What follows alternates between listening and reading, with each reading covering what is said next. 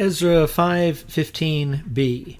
Uveit elaha yit b'nei al at-rei. And that brings us to Saluk Sof Pasuk. And so we go back to the beginning of this selection. Here we have the conjunction. And then this is going to be a construct, the house of God. And we've seen that several times before. We remember that there's a determined state there. And then next up, this is a hit pa'el, imperfect, third person masculine singular from beit, noon, hey as a verbal root.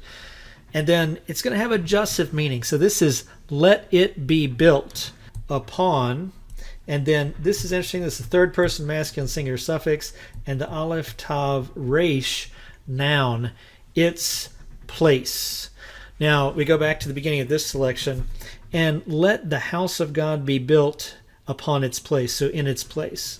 Now, an important thing to notice is what we find on Biblical Aramaic for Biblical Interpreters, page 3, this chart.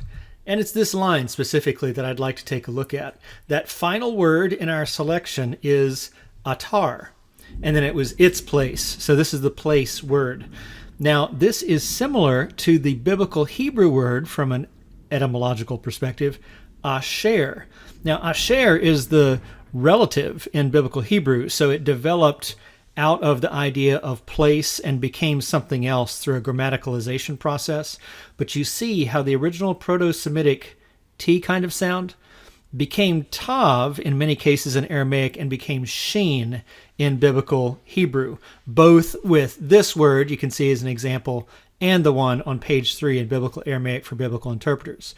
Just like to take a moment to show you an ancient Aramaic inscription showing that there was a historical process here. Some Aramaic versions of the word retain the sheen, such as in the Sephirah inscription.